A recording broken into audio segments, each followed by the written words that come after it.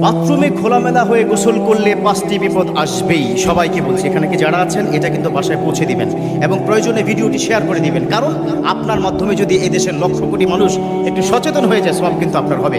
বাথরুমে খোলামেলা হয়ে গোসল করলে 5টি বিপদ আসবেই। অ্যাটাচ বাথরুম, যেটা আমরা সবাই জানি যে বাথরুম হচ্ছে শয়তানের আখড়া। এই জন্য আমার রাসূল সাল্লাল্লাহু আলাইহি ওয়াসাল্লাম দোয়া শিক্ষা দিয়েছেন, বাথরুমে ঢুকবে বাম পা দিয়ে, আর এই দোয়াটা যদি পড়ো আল্লাহ তোমাকে সেভ করবে। আল্লাহুম্মা ইন্নী আউযু বিকা মিনাল খুবুথি ওয়াল খাবায়েস। সেই শয়তানের আখড়া, বজ্জিনের একটা আখড়া, সেখানে যদি আপনি খোলামেলা হয়ে গোসল করছেন তো 5টি মহা বিপদ আপনার আসবেই। 1 নম্বর হচ্ছে মূলত জিন ভূত যা কিছু আপনারা বলেন, বজ্জিন পুরোটাই থাকে কোথায়? বাথরুমের মধ্যে।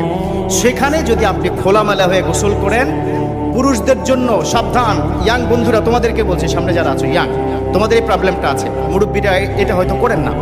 সেটা হচ্ছে যখনই তুমি খোলামেলা একই গোসল করবে, তখনই বজ্জিনের মধ্যে যে পরি বলো না তোমরা, অর্থাৎ মহিলা বজ্জিন তোমার পুরুষ অঙ্গনে কিন্তু খেলা করবে।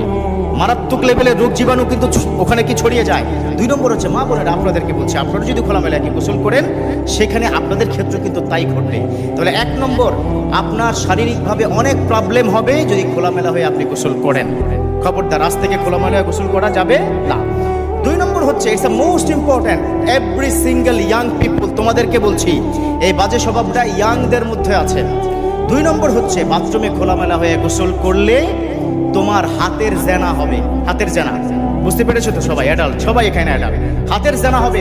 তুমি যখন খোলামেলা হয়ে কি গোসল করবে, তখন তোমার লজ্জাস্থানের দিকে চোখ যাবে, তখন শয়তান এসে ভর করবে, কারণ বাথরুম হচ্ছে শয়তানের জায়গা। ভর করে তোমাকে বাজে চিন্তাধারার মধ্যে ঢুকিয়ে দিবে।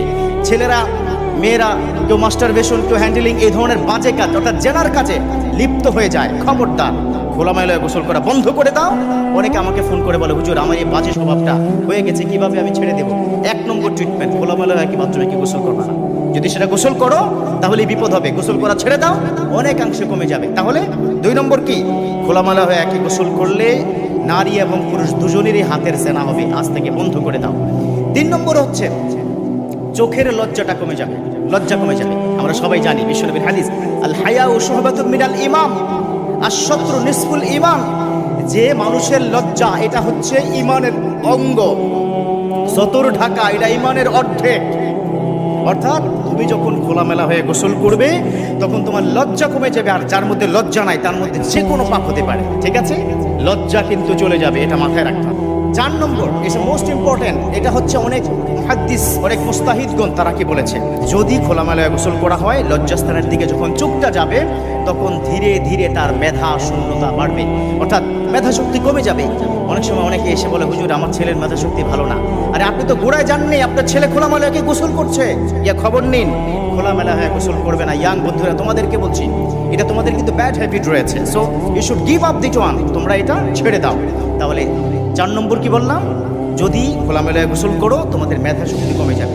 5 নম্বর, এটা বলছে যারা চক্ষু বিজ্ঞানী তাদের কথা, এটা মেডিকেল সায়েন্স থেকে প্রমাণিত, এটা বিশ্বনবীর হাদিস দ্বারা প্রমাণিত। খোলামেলা হয়ে গোসল করলে চোখের মাধ্যমে লজ্জাস্থানের দিকে তাকানো হয়, এটা মেডিকেল সায়েন্স দ্বারা প্রমাণিত, তার চোখের জ্যোতি কমে যায়। খেয়াল করেছেন কতগুলা? একবার খোলামেলা হয়ে গোসল করেছেন, কতগুলাকে ডেঞ্জারাস ঘটনা ঘটে গেছে। আজ থেকে you should give up this type of character, bad হ্যাবিটটা আমাদের ছেড়ে দিতে হবে। বাথরুমে খোলামেলা গোসল করব না। ঠিক আছে, সবাইকে পারবো তো? এই মেসেজ কিন্তু যার যার ঘরে কি পৌঁছে দিবেন, মহিলাও না পুরুষও না। বাথরুমে খোলামেলা হয়ে গোসল করব না, এটাই চূড়ান্ত। আল্লাহ পাক আমাদের বুঝার এবং মানার তৌফিক দান করুন, আমিন।